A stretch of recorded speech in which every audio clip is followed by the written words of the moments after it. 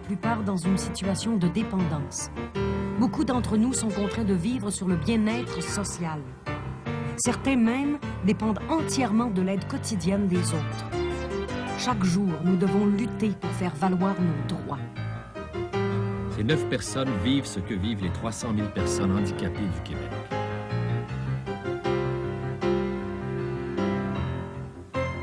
« 300 000 personnes avec toutes sortes de déficiences qui les limitent, avec des limitations visuelles. Oui, mais nous sommes avant tout des personnes. Avec des limitations motrices. Oui, mais nous sommes avant tout des personnes. Avec des limitations mentales. Oui, mais nous sommes avant tout des personnes. Avec des limitations auditives. Oui, mais nous sommes avant tout des personnes. 300 000 personnes qui se battent pour leurs droits. Le droit de vivre. Le droit de sortir. Le droit à l'information. Le droit à l'éducation. Le droit au travail. Le droit au loisir. Le droit au logement. Et même le droit de revendiquer nos droits.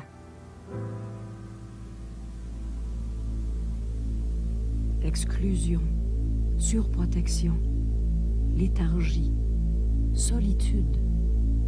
Que de chemins parcourus depuis que nous sommes sortis de la léthargie des ghettos.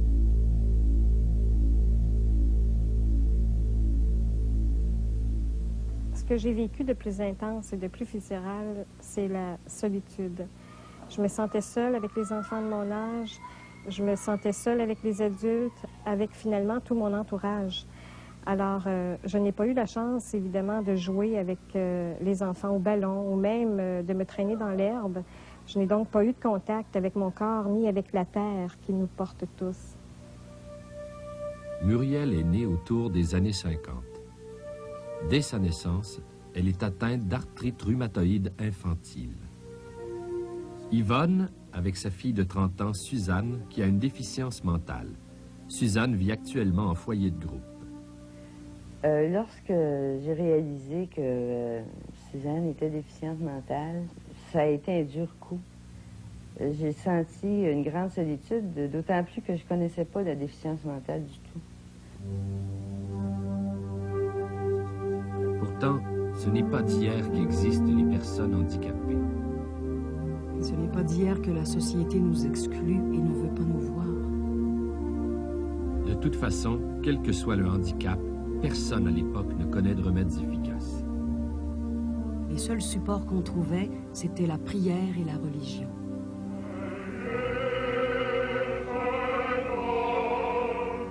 Pendant plusieurs siècles, la religion va offrir les seuls soulagements disponibles. Résignation, expiation des péchés, offrande des souffrances et pour certains, le cadeau tant espéré, le miracle. Comme une rivière qui sort de son lit, le flot des pèlerins coule maintenant vers la colline où s'échelonnent les diverses stations du chemin de la Croix. Il faut avoir vu cette foule des pèlerinages à Sainte-Anne pour comprendre certaines choses qui nous échappent dans le tourbillon de la vie quotidienne. Le spectacle de tous ces malades, de tous ces infirmes au corps difforme, aux tics affreux, qui ont mis de côté leur respect humain, leur amour-propre, cela vous désarçonne bien les préjugés. À cette époque-là, les curés avaient encore beaucoup d'influence sur les gens. Et plusieurs parents m'ont confié que le curé leur avait dit, placez votre enfant. Et à ce moment-là, un placement, c'était pour la vie. C'était pas uniquement pour quelques mois ou quelques années. Alors, les parents devaient prendre cette décision grave de placer leur enfant pour la vie. Puis il n'y avait pas d'autre choix parce qu'il n'y avait pas de service dans la communauté pour leur enfant. Il n'y avait pas de service mitoyen, là, où ils pouvaient le garder, leur enfant, avec des services à la maison.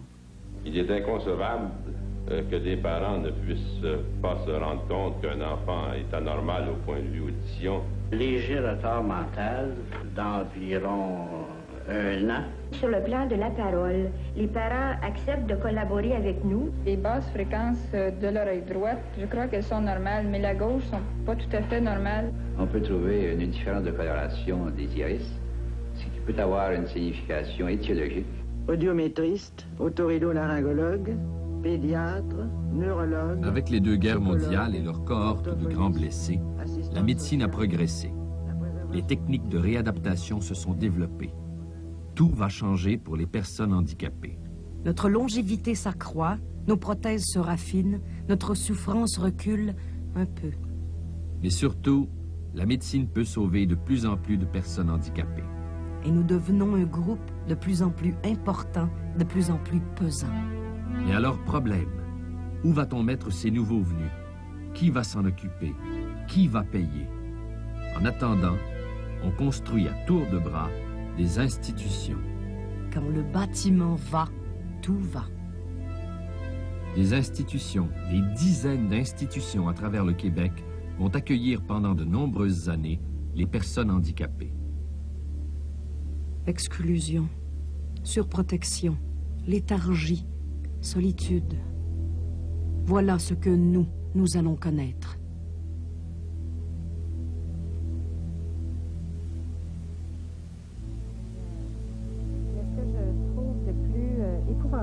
Finalement, c'est d'être obligé de vivre dans un endroit où on n'a pas choisi les gens avec qui on voulait vivre. Ça a été vraiment une période épouvantable de ma vie. J'avais tous les soins qu'il me fallait.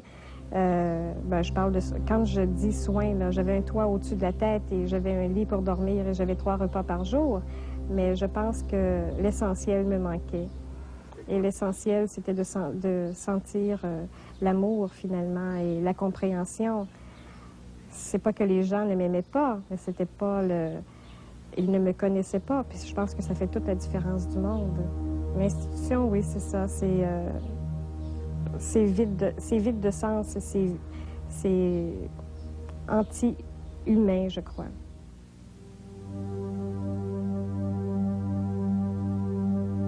À l'âge de 6 ans, Suzanne fréquentait une maternelle privée régulière et au bout d'1 mois, la maîtresse m'appelle pour me dire « Suzanne est bien gentille, je l'aime beaucoup, mais elle vient m'embrasser à toutes les 5 minutes, puis ça dérange le groupe. » Alors Mme Perrault me dit « J'ai bien de la peine, mais Suzanne va être obligée de retourner à la maison. » C'était pas une bonne nouvelle parce que il n'y avait aucune autre école ou classe spécialisée pour les déficients mentaux dans notre région.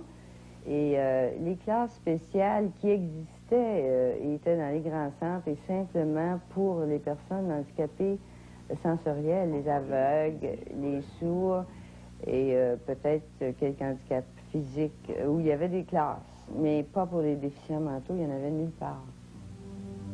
À cette époque, quelques rares écoles spécialisées sont créées. Mettez votre casque. Les yeux des sourds palpent l'espace, comme des mains d'aveugles. Car le silence, dit-on, est plus noir que les ténèbres. Il fait beau. Il fait beau. Ces quelques écoles spécialisées offrent un enseignement déjà sophistiqué. Et nous mettent à l'écart du monde. À la surface du miroir, il imprime une buée subtile. Comme dans chemin, chagrin, enchantement, le ch qui demande le silence. Quand j'ai fait mes études, je les ai faites dans des classes spécialisées. Sauf au moment où j'ai vécu en Abitibi, j'ai intégré une classe, une école de quartier avec des enfants non handicapés. Sauf que je me suis pas intégrée à ces enfants-là. Le professeur me surprotégeait tellement, c'était absolument épouvantable. Moi, j'en ai peut-être profité un petit peu, par exemple, en tant qu'enfant, mais j'en ai subi les conséquences aussi, dans le sens que je ne pouvais pas aller aux récréations avec les autres enfants, de peur que, bon, le professeur avait peur que je me fasse faire mal ou que je tombe. Alors, elle me couvait comme ça, là. J'étais dans un œuf avec elle, alors je ne pouvais pas respirer, c'est évident. Donc, c'était pas tellement différent de l'école spécialisée. C'était peut-être même pire parce que j'avais pas de contact du tout avec les autres enfants, alors que dans l'école spécialisée, j'avais au moins des contacts avec les autres enfants. Job peu nombreuse, à l'écart du monde, job à petit salaire, toujours les mêmes. Emploi surtout manuel, très spécialisé. Heureux d'avoir un métier, on l'exerce toute sa vie durant. Où on se trouve à la charge de sa famille ou de la... Pour améliorer la situation, on va mettre sur pied les ateliers protégés. Mais une fois de plus, c'est le ghetto. Nous nous trouvons encore entre nous, privés de contact avec l'extérieur. Je me suis très longtemps posé des questions sur mon avenir, et d'autant plus sur un métier ou sur une carrière que je pourrais faire. Alors, un jour que je parlais de ça à une dame, elle m'a dit écoute, il ne faut pas te faire des illusions sur ton avenir et surtout pas sur le travail que tu pourrais faire un jour. Puis comme exemple, elle m'a dit quand ta mère voit une chemise de ton père qui est toute trouée, sans bouton, déchirée, qu'est-ce qu'elle fait avec? Alors, je lui ai répondu, ben, elle la met aux poubelles. Alors, elle m'a dit, pour toi, c'est un peu la même chose. Retiens ça comme image. Alors, à ce moment-là, je me suis sentie un petit peu comme le torchon de la société. Et ça m'a resté longtemps, cette image du torchon de la société que je ne voulais absolument pas être. Alors, j'ai vraiment investi des énergies pour lutter contre cette pensée-là qui m'habitait constamment, finalement. Alors, j'avais peut-être un petit peu la mort dans les yeux.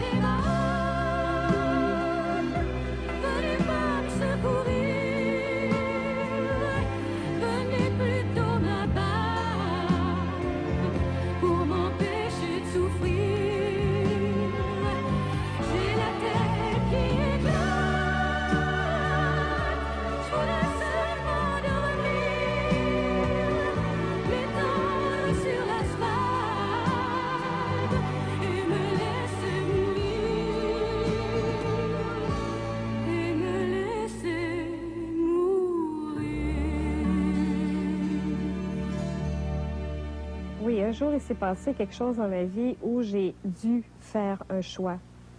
Puis ce choix, c'était entre la vie et la mort. Est-ce que je choisissais de vivre ou de mourir? Et un bon matin, je me suis levée en disant, bon, je ne vais pas pleurer sur mon sort toute ma vie, je dois vivre. Et à partir du moment où j'ai décidé de vivre, ce désir de vie a été tellement grand, tellement extraordinaire finalement. Autant j'avais voulu mourir avant, autant mon désir de vie était devenu extraordinaire. Et il était tellement grand finalement que j'osais plus dormir. À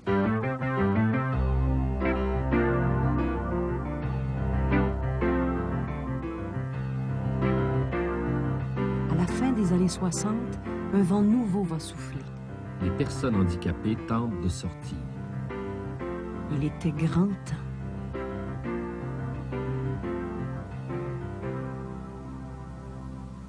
En 1970, à Vancouver, j'ai eu une espèce de révélation en entendant le docteur Wolfensberger qui a donné une conférence sur la normalisation. Il avait sorti des institutions des personnes handicapées pour les faire vivre dans la communauté d'une façon normale, avec naturellement des services de support. Il a impressionné, je crois, autant les parents que les professionnels qui étaient présents à cette conférence. Et ça nous a permis de partir avec toute une idée nouvelle de la façon de donner des services. Même les personnes handicapées les plus institutionnalisées comme celles qui ont une déficience mentale, vont sortir et essayer de s'intégrer. Pour notre pièce 98, vous voulez l'acheter? Oui. Vous voulez en avoir un dans ma chambre, au log. Il y a l'heure dessus. Vous voulez l'avoir? Suzanne faisait partie de la famille. Elle participait à toutes les activités. On l'amenait en voyage à la mer, à Cape Cod, hein, à la pêche. Elle allait au Centre national des arts à Ottawa voir ses artistes préférés. Et les gens, à première vue, il y avait toujours des petits regards inquisiteurs, se demandant un peu devant son comportement un petit peu différent qui elle était, mais petit à petit, les gens l'acceptaient. C'était dans son très bas âge que j'avais eu de la difficulté dans le voisinage. Les enfants faisaient passer tous leurs mauvais coups sur son dos. Et je peux dire qu'à la longue et avec les années, c'est elle qui a apprivoisé son quartier. Parce que plus les gens l'ont connue, plus ils l'ont accepté. Mais ce grand contact avec le public est laborieux. Les personnes handicapées ne sont pas préparées. Le public non plus.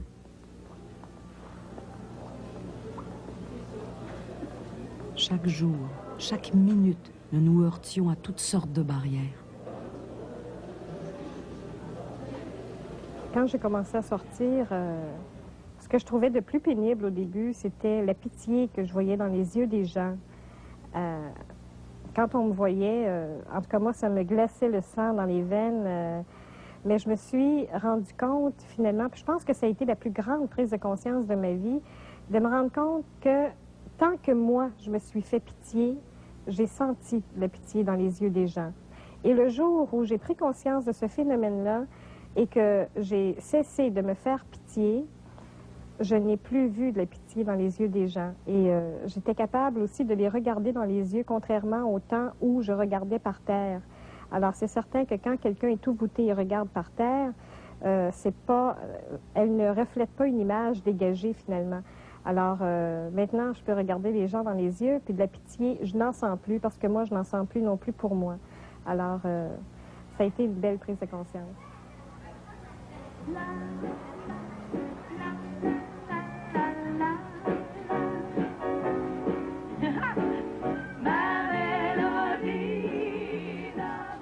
Les obstacles à leur sortie motivent les personnes handicapées et leurs parents à se regrouper en associations. Chaque association va commencer à manifester son existence. C'était un peu anarchique. On distribuait des pamphlets à droite, à gauche. On n'avait pas encore conscience d'une solidarité.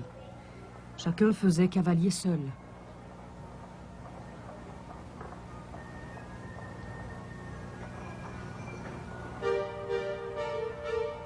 Le premier obstacle rencontré va être le transport. Le métro est inadéquat. Les autobus ne sont pas adaptés.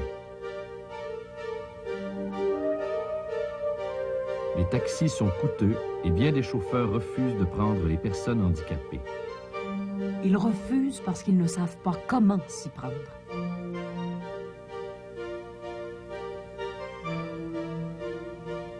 Les personnes handicapées protestent de cette situation. À Montréal, les frères Forêt, 2 personnes handicapées physiques, fondent un transport adapté. D'autres vont suivre. Là, chacun d'entre nous s'est mis à ressentir très fort qu'on faisait partie d'une force en marche.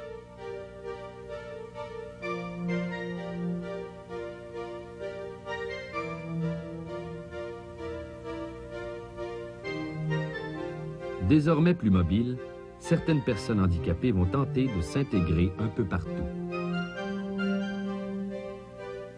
En éducation, par exemple, des enfants handicapés vont être intégrés à des classes régulières.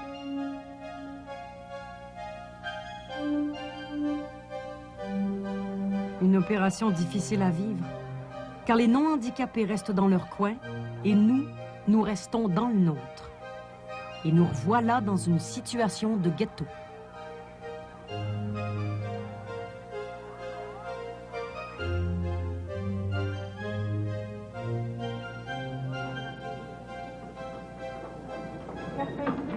Des développements technologiques récents avaient compromis le travail des téléphonistes aveugles. Ce qui était normalement lu sur un écran cathodique est maintenant audible grâce à un synthétiseur de paroles encore à l'essai. 5. Correct. Dans le monde du travail, des expériences sont tentées. Des personnes handicapées commencent à travailler à côté des autres travailleurs. Au travail, ce n'est pas plus rose. Nous faisons face à des machines qu'il faut modifier, à des syndicats qu'il faut informer, à des patrons plus que sceptiques.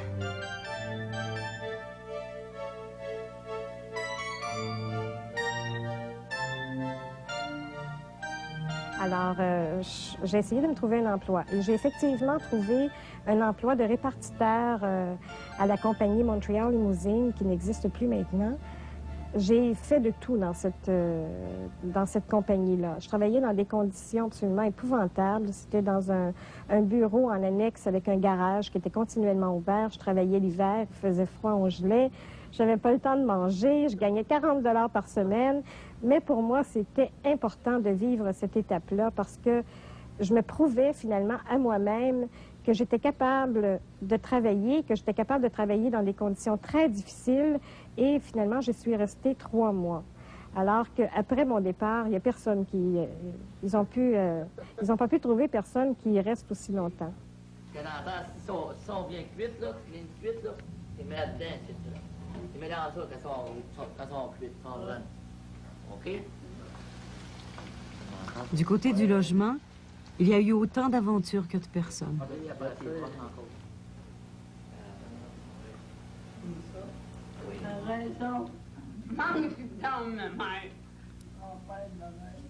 À certaines personnes ayant une déficience mentale, on a proposé des foyers de groupe qui vont les préparer à aller en appartement.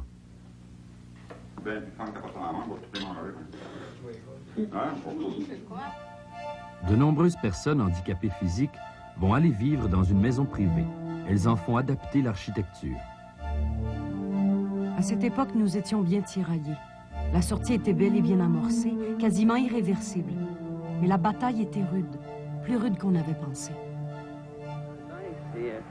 C'est bien vraiment dans le bac qui vous pourrait signer, c'est vraiment inscrit à l'intérieur que les chiens sont pas admis. Oui, mais c'est pas un chien. C'est pas un chien, c'est ça. C'est pas un chien, c'est une prothèse. Oui, c'est bien. Donc pour vous, c'est une prothèse. Mais pour les autres, Jean-Louis a cherché un appartement et quand il a eu trouvé quelque chose qui correspondait à nos besoins, il va venir le visiter. Alors, quand le propriétaire a su que j'étais sa femme et que j'allais habiter ce logement-là 7 jours par semaine, il a déchiré le bail. Il a déchiré le bail et il a redonné l'argent à mon mari en disant « Je ne veux absolument pas d'une personne handicapée dans mon logement. Il n'y en est pas question. Ces personnes-là portent malheur. Le feu peut prendre dans ma maison. Moi, je vais avoir... il va m'arriver toutes sortes de bad luck, entre guillemets, toutes sortes de malchance. Alors, il n'y a absolument pas question qu'une personne handicapée entre dans mon logement parce qu'elle porte malheur. » Décidément, la bataille est rude, et sur tous les fronts. Je suis sortie pendant 2 ans avec un garçon qui était non handicapé, et le jour où on a décidé de se marier, là, ça a été l'affrontement public avec tout le monde, et mes parents, et ma famille, et mes amis. Il n'y avait personne qui croyait à ce mariage-là. Alors, on a fait des pressions épouvantables pour que ce mariage-là ne se fasse jamais.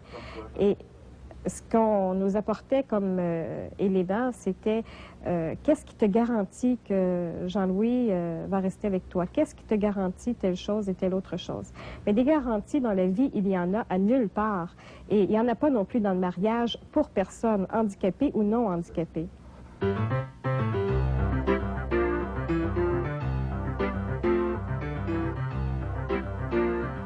La bataille est si rude que les personnes handicapées se sont regroupées et se sont politisées.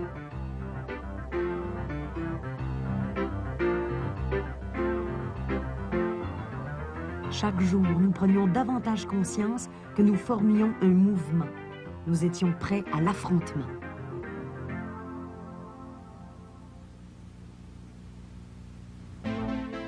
28 juin 1976, le ministre Forget dépose le projet de loi 55, une loi sur la protection des personnes handicapées.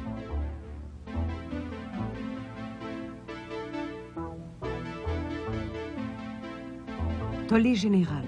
Nous trouvions ce projet insuffisant, parcellaire et surtout surprotecteur.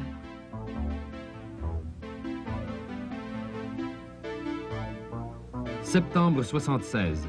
Devant cette réaction, le ministre Forget propose une commission parlementaire sur le projet de loi 55. C'est une première canadienne. Mobilisation générale des militants et militantes. Nous envoyons 30 mémoires à cette commission parlementaire.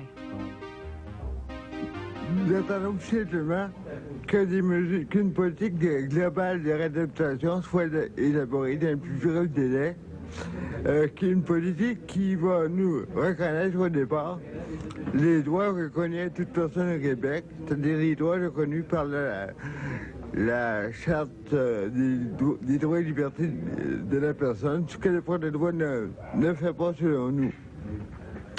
Nous ne voulons pas de statut particulier ou privilégié, mais nous voulons un statut d'égalité. Quand le projet de loi 55 est apparu, j'ai vraiment été affolée dans le sens que je me disais, on reproduit un modèle de protection, de surprotection, et ce mot-là, protection, faisait partie du titre de la loi, finalement. Alors, je me suis battue, finalement, pour les droits plus que pour la protection. Moi, je voulais pas qu'on parle de protection. Pour moi, ce qui était important, c'était les droits. Qu'on reconnaisse les droits des personnes handicapées et qu'on cesse de les protéger une fois pour toutes. Au cours des consultations, des nombreuses consultations qui ont lieu autour de ces projets de loi, on a eu plusieurs occasions de rencontrer des personnes handicapées physiques ou des associations de personnes handicapées physiques pour justement faire le point sur ces projets de loi avec eux. Et jusque-là, on avait travaillé chacun de notre côté. Et les associations pour déficients mentaux, comme moi, la nôtre et les parents qui en faisaient partie, avaient toujours parlé au nom de leurs enfants déficients. Et on a réalisé à un moment donné que en voyant les personnes handicapées physiques parler à leur propre nom, que peut-être qu'on n'avait pas assez consulté nos enfants. On avait pris des décisions pour eux. Novembre 1976. Changement de gouvernement. Le ministre Forget est remplacé par le ministre Lazure.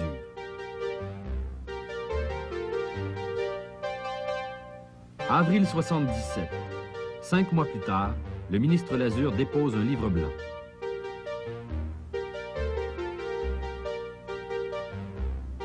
Il s'agit de prendre des mesures concrètes, que ce soit par le biais de transports appropriés aux handicapés, que ce soit par le biais de logements adaptés aux handicapés physiques, que ce soit par le biais d'ateliers protégés, dont on nous parle depuis 10 ans ou 12 ans, que ce soit par le biais d'emplois réservés aux handicapés. En somme, une série de mesures qui vont faire que l'handicapé aura plus de chances de ne pas rechuter. Quelques jours après cette déclaration, le ministre Lazure propose plusieurs amendements et dépose le projet de loi numéro 9. Et nous, surpris de ne pas avoir été consultés sur le livre blanc, nous exigeons d'être consultés sur ce projet de loi numéro 9. En 1977, le ministre Lazure a présenté un livre blanc qui avait été reçu par les organismes de personnes handicapées assez positivement. Le contenu était assez intéressant. Sauf que quelques mois après, le projet de loi 9 est apparu où on a retrouvé un monde de différences au niveau de la philosophie. Alors là, ça n'allait plus du tout parce qu'on s'est dit ce qui va être appliqué, c'est ce qu'il y a dans le projet de loi et non ce qu'il y a dans le livre blanc. Donc, on s'est regroupés. On a créé une force justement pour faire reconnaître nos droits. Alors, ce qu'on a créé, c'est un comité consultatif finalement qui a étudié très profondément le projet de loi 9. On a écrit un mémoire. On a vraiment essayé de lutter contre les éléments qu'on croyait négatifs et discriminatoires à l'intérieur de cette loi-là. Alors, on a été vraiment très vigilants, puis on est resté à l'affût de tout ce qui se passait au niveau du projet de loi, mais on formait une force absolument extraordinaire, ce qui a débouché sur des choses beaucoup plus positives par la suite. OK, ils ont le droit à l'information de la radio, l'information de la télévision également, mais c'est de l'information explicite, tandis qu'on voudrait, nous autres, avoir possiblement droit aux journaux également, qui, là-dedans, il y a de l'information beaucoup plus expliquée. Comment avoir défini, comment avoir droit aux journaux. Les journaux sont enregistrés sur base. Été 77, un été chaud. Par une tournée surprise, le gouvernement consulte à travers tout le Québec les associations de personnes handicapées. Ça a été un des points culminants de notre militantisme. Des associations ont formé un front commun. Nous nous sentions en force, tellement en force qu'on a envoyé 63 mémoires à la commission parlementaire que le ministre Lazure a convoquée. Ce qu'on reproche aussi au projet de loi, c'est que toutes les mesures, tous les services ou les droits de recours de la personne handicapée, à ce moment-là, ça va être centralisé auprès d'un office relevant du ministère des Affaires sociales. Nous, on se dit, on a des besoins qui concernent le transport, qui concernent l'éducation, qui concernent le travail. C'est aux différents ministères concernés à prendre leurs responsabilités puis à répondre à ces besoins-là. C'est pas au ministère des Affaires sociales à tout centraliser dans un office qui s'appellerait l'Office des handicapés. Vous ne voulez pas de protection spéciale? Non, nous, on se juge avant tout des personnes comme tout le monde. Okay? C'est pas parce qu'on a un handicap physique qu'on est différent des autres. On demeure, puis on va toujours demeurer des personnes avant tout. Moi, mon nom, c'est pas handicapé physique, c'est Jean-Marc Chabot. Okay? Puis je tiens à ce que ça demeure comme ça. Dès l'ouverture de la commission parlementaire, le ministre Lazure désamorce la contestation. Il annonce des amendements majeurs à la loi numéro 9. Nous étions surpris de voir que nos revendications avaient autant de poids. J'étais conscient qu'un certain nombre d'handicapés physiques prétendent qu'on ne devrait pas avoir de loi. Je pense que c'est une erreur de prétendre ça. Théoriquement, je suis d'accord avec eux. C'est dommage, c'est même humiliant qu'on ait besoin de passer une loi pour s'assurer que les droits des handicapés vont être préservés. Mais je pense que c'est trop rêver en couleur que de croire que sans loi, on va obtenir de tous les ministères, de toute la société du jour au lendemain, qu'ils traitent les handicapés de façon convenable. Je pense que c'est rêver en couleur. L'avantage d'une loi, et de créer un office aussi pour personnes handicapées, c'est qu'à ce moment-là, ça sensibilise toute la population, aussi bien les entreprises publiques que les entreprises privées. Finalement, le 23 juin 1978, la loi 9, amendée, modifiée, est adoptée en troisième lecture à l'Assemblée nationale. Et adoptée à l'unanimité. Par cette loi, l'Office des personnes handicapées du Québec est créé. Laurette Champigny-Robillard en devient la première présidente. Le mandat de l'Office, veiller à la coordination et au développement des services aux personnes handicapées. Et de disparaître. Dans le projet de loi, un office était créé. Enfin, c'est ce qui était prévu. Et c'est aussi ce qui s'est réalisé. Sauf que nous autres, on était vraiment contre l'idée même d'un office. On trouvait que ça faisait un effet de carcan, finalement, sur les personnes handicapées et aussi sur les personnes non handicapées. Parce que finalement, on était très conscient que l'office ferait en sorte que les gens de la société se donneraient bonne conscience en disant, bon, écoutez, vous avez un office, bien, allez vous référer à votre office. Nous, on s'en lave les mains maintenant. Alors, les gens s'en sont effectivement lavé les mains. En 1978, j'ai été nommée au conseil d'administration de l'Office des personnes handicapées. Et à plusieurs occasions, j'ai vu des groupes qui venaient contester même l'Office même. Et pour moi, j'étais mal à l'aise dans ces contestations-là. C'était pas dans ma nature, d'abord. Mais je me suis rendu compte que Mme Robillard et l'Office pouvaient transiger avec ces groupes-là et que même la contestation, finalement, elle avait son utilité pour faire changer ou avancer les choses.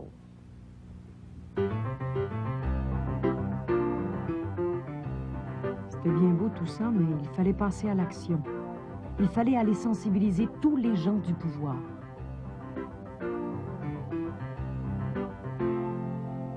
L'Office des personnes handicapées étant existante, on a dû composer avec.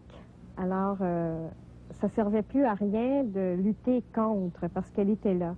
Mais on s'est rendu compte aussi très rapidement, puis ça c'est très positif, que l'Office consultait les organismes de promotion, qu'elles étaient près de nos besoins, qu'elles étaient finalement très près des personnes handicapées. Alors ça a été une surprise, dans le fond, pour tout le monde.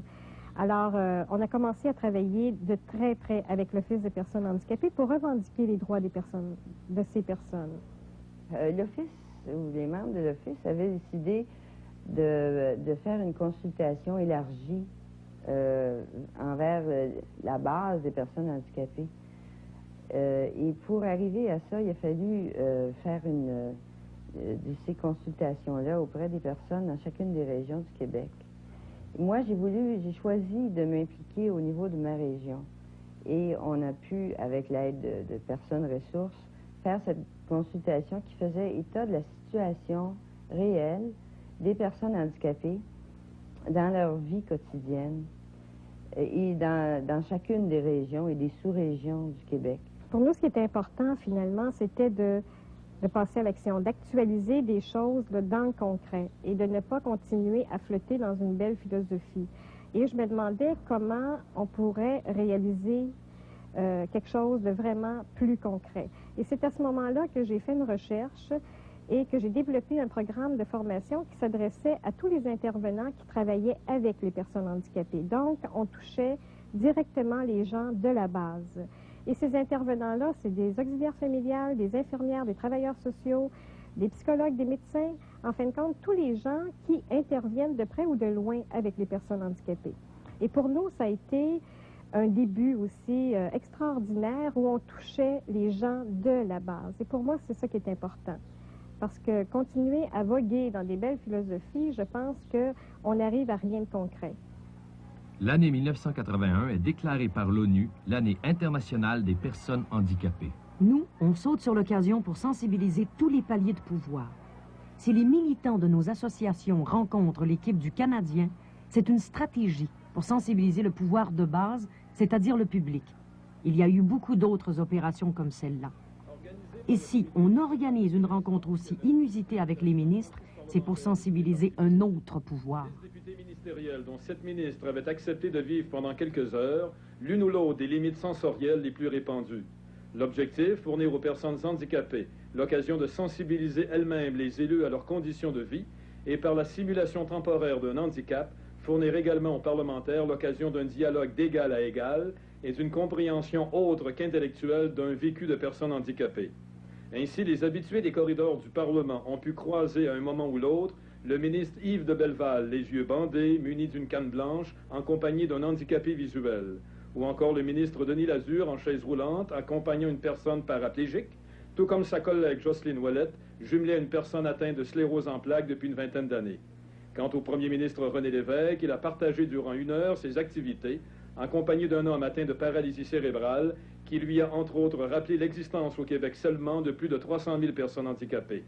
En conférence de presse, au cours de laquelle ils ont également fait part de leurs impressions, les personnes handicapées ont paru satisfaites de cette expérience qui, espèrent-ils, ne sera pas sans lendemain pour tous ceux qui détiennent le pouvoir politique. Le travail des organismes de promotion durant l'année internationale a finalement débouché sur la décision de préparer un mini-sommet qui précédait finalement le grand sommet. Alors, on s'est réunis, tous les organismes de promotion du Québec, pour s'organiser en vue du grand sommet. Alors, on en est arrivé à des consensus. Ce qu'on voulait avant tout, c'était de former une seule force et non des forces divisées. Pour nous, ça, c'était très important. Alors, on s'est serré les coudes, on a négocié sur les revendications et sur les recommandations qu'on avait à faire et on est véritablement devenu une grande force. Lorsque les associations se sont présentées au sommet pour présenter leurs idées, leurs besoins aux décideurs, il y a eu là une grande ouverture d'esprit de la part autant des décideurs que des associations qui ont présenté leur cas d'une façon remarquable, j'ai trouvé, qui ont eu le don de parler, qui parlaient tous le même langage.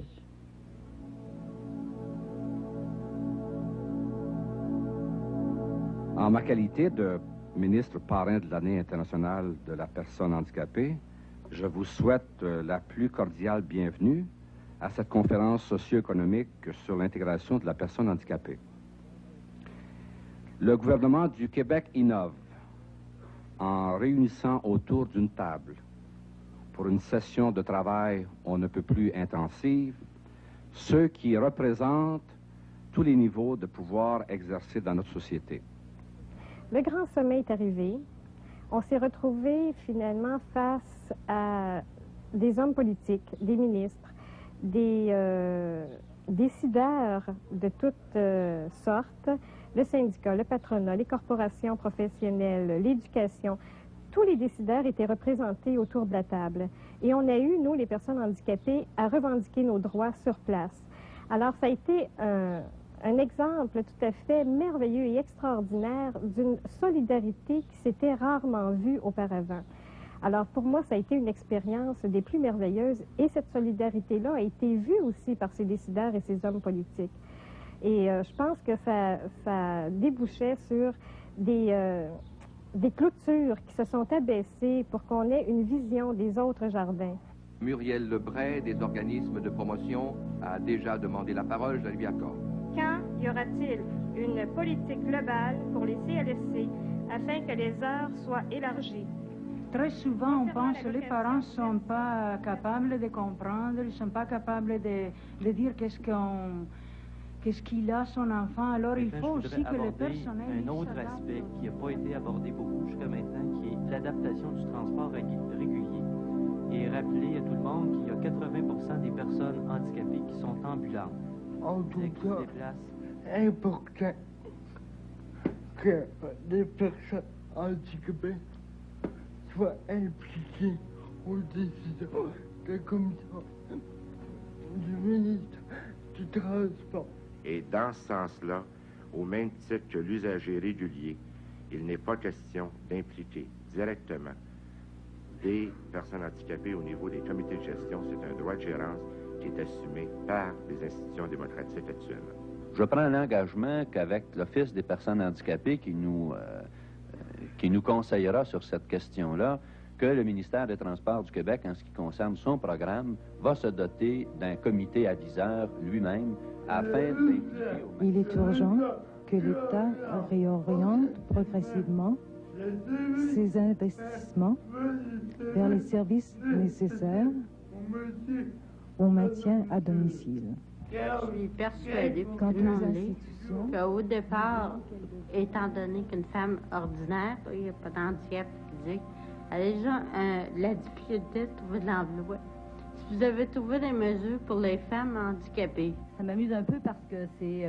enfin, je suis là depuis ce matin. C'est la première fois qu'on soulève la question des femmes handicapées, doublement handicapées. Je voudrais demander au ministre du Développement social si les personnes sourdes pourraient avoir accès à la communication avec les édifices publics ou les services publics. En tant qu'employé de Bell, je m'engage personnellement à suivre le dossier et dès jeudi matin, première heure, je fais part aux personnes appropriées, aux personnes désignées dans l'entreprise et je vous reviendrai spécifiquement avec des réponses très précises et ce, dans un bref délai. Nous aimerions savoir du ministre des Affaires sociales pourquoi le rapport orientation proposé pour la révision de la loi n'a jamais été rendu public malgré nos demandes en ce sens. Le gouvernement a-t-il l'intention de légiférer à brève échéance afin de c'est une volonté qu'on ne traduit pas à l'espace de 10 minutes, même pas à l'espace de 6 mois. Ça va prendre une couple d'années le faire. Ce qu'on suggère de faire, nous, c'est de commencer maintenant, par exemple, puis d'arrêter d'en parler. Ce qui ne veut pas dire qu'on répond à toutes vos attentes. Je crois qu'à ma connaissance, c'est la première fois depuis qu'il existe des sommets socio-économiques au Québec qu'un tel sommet est organisé non pas autour d'une structure, mais autour de personnes. Nous constatons que dorénavant, les organismes de promotion auront pignon sur rue et qu'elles devront être impliquées dans les décisions qui les concernent. Au niveau des engagements, nous en avons pris plusieurs. Il y en a un qui nous tient peut-être davantage à cœur, et vous l'avez souligné dans votre synthèse. C'est cet engagement de rencontrer les porte-paroles des organismes de promotion. Pour nous, de la FTQ, nous sortons de ce sommet avec une connaissance plus approfondie de la dure réalité quotidienne que notre société a réservée aux personnes handicapées. Nous avons acquis une conscience beaucoup plus claire de notre rôle actif pour la promotion des personnes handicapées. Monsieur le ministre, c'est un lourd défi. La Fédération des commissions scolaires relève ce défi, et cela dès maintenant. Après le sommet, il faudra passer maintenant à l'action. Notre société doit devenir un véritable chantier où tous les intervenants à leur niveau feront les actions appropriées. Mais aussi et surtout, plus fort, plus connaissant et plus déterminés à devenir des propagandistes de cette cause qui nous tient tous à cœur, à savoir l'amélioration de la vie quotidienne de la personne handicapée. Je vous remercie beaucoup. Moi, j'en ressors avec une image des plus positives. Maintenant, ce qui reste à faire, c'est vraiment qu'on actualise les semences qui ont été faites durant cette journée tout à fait unique. Actualiser les semences. Plusieurs décideurs de la société québécoise l'ont fait. Maintenant, quand les villes du Québec se transforment, les conseils de ville pensent accessibilité.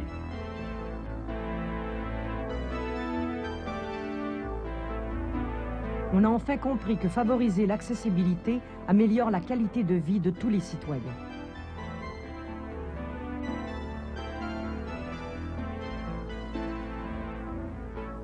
De plus en plus, les personnes handicapées demeurent en logement et des programmes gouvernementaux de services à domicile et d'accès au logement répondent de mieux en mieux à leurs besoins.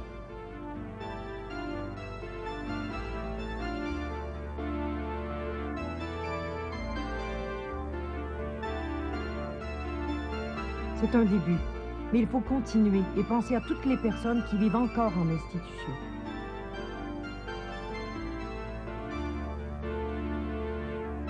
L'importance de la réadaptation et de l'accès à la technologie est maintenant reconnue, et les personnes ayant des limitations fonctionnelles en bénéficient de plus en plus souvent.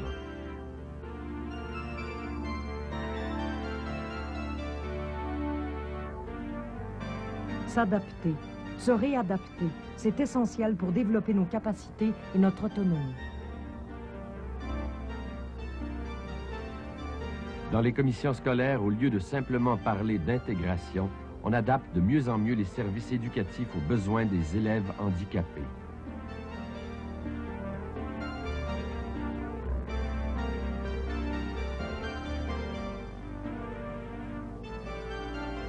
Il y a des réalisations, mais il y a aussi des résistances tenaces.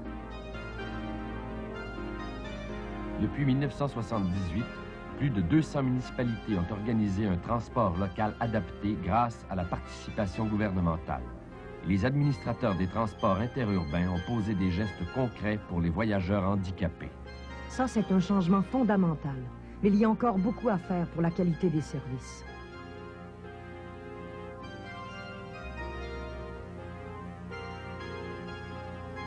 Les services de main-d'œuvre s'adaptent et l'Office des personnes handicapées du Québec collabore avec les employeurs pour favoriser l'accès à l'emploi.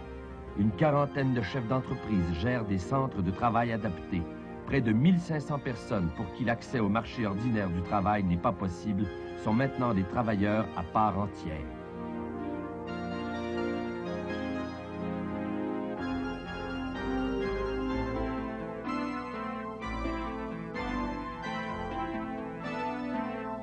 Nous ne demandons pas de privilèges, mais la juste reconnaissance de nos compétences et de nos différences.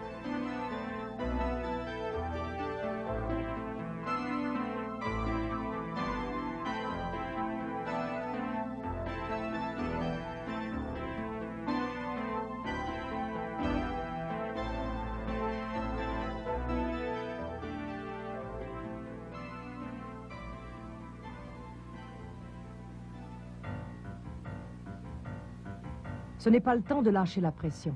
Tous ces efforts sont remarquables, mais encore faut-il les coordonner. D'ailleurs, tous les décideurs en ont clairement convenu au sommet. et l'Office des personnes handicapées du Québec y met toutes ses énergies. Pour nous, coordonner les services, c'est avant tout trouver des solutions concrètes et complètes pour la situation de chacun. Sinon, tout risque de s'écrouler.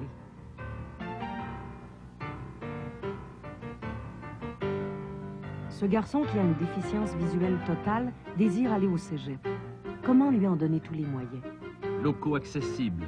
Sensibilisation des enseignants et des étudiants. Cassettes de cours, optacon. Et comment tout prévoir? Son transport, le logement pour lui et son chien. Et sa bourse pour vivre.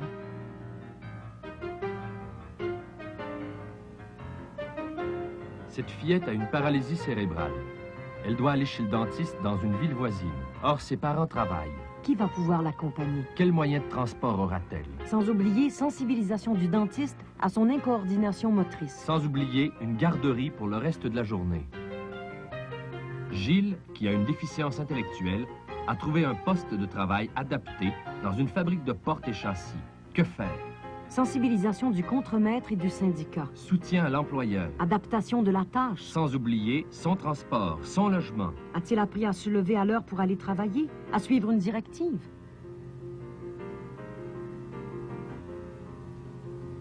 Cette femme a une déficience auditive grave. Elle va habiter seule. De quoi a-t-elle besoin? Téléphone visuel, avertisseur visuel, pour la porte, pour les pleurs de son bébé, pour le détecteur de fumée. A-t-elle droit à un décodeur de télé? Mais a-t-on pensé au codage sous-titré des émissions? Donner tous ces moyens aux personnes handicapées, c'est leur permettre de devenir des citoyens actifs et productifs. Même pour les cas les plus simples, il faut faire appel à de nombreux partenaires sociaux, parents, amis, patrons, syndicalistes, petits fonctionnaires, hauts fonctionnaires, éducateurs, et chacun d'entre nous. Pour que tout ce monde-là travaille de concert, l'Office des personnes handicapées du Québec propose un outil de cohésion, une politique d'ensemble qui s'appelle « À part égale ». À nous de retrousser nos manches et de nous servir de cet outil. Témoignages, Muriel Lebray, Yvonne Fortier, Suzanne Fortier. Concepteur du projet, Patrick Fouger-Rolas. Recherche d'archives, Gloria Escomel, Myriane Pavlovic. Image et montage, François Guil. Directeur technique, Michel Lapointe. Photographe, Serge Lorrain. Montage électronique, Davis Goodman. Narration, Francine Ruel, Gilles Renaud. Musique, Denis Larochelle. Enregistrement et mixage, Jean Sauvageau. Sous-titrage, Louise Spickler. Directeur de production, Jacques Bonnet. Co-réalisation, François Labonté, Michel Moreau. Maison de production, Éduc Film. Productrice déléguée, Yvette Schall. Comité du contenu, Anne Falsimègne, Jacques-Gilles Laberge, Gaston Perrault, Laurette Champigny-Robillard. Nous tenons à remercier tout particulièrement l'atelier Flèche de Fer, le Centre de réadaptation Lucie Bruno, la CTCUM, l'INCA, l'Institut Nazareth et Louis Braille, l'Institut de réadaptation de Montréal, l'Institut des sourds de Montréal, Résidence Esplanade. Luc Plamondon pour la séquence Le Monde est Stone. Archives filmiques Les Enfants du Silence, Michel Brault. Barrière architecturale, Roger Cardinal. Médecine d'aujourd'hui, Pierre Dumas. Des sourds tels quels, Louise Pickler. Voyagez avec nous, Patricia Felta, John Kellerman, William Slipshock. Une journée à Sainte-Anne, Fernand Guertin. Les Exclus, Michel Moreau. La main dans la main, André Roussil. Au-delà des murs, Arthur Lamotte. Le plan de service, Nicolas Kinsey. En passant par Mascouche, François Labonté, Michel Moreau. Archives vidéo, service des nouvelles de Télémétropole, Télécapitale, la Société Radio-Canada. Une production de l'Office des personnes handicapées du Québec.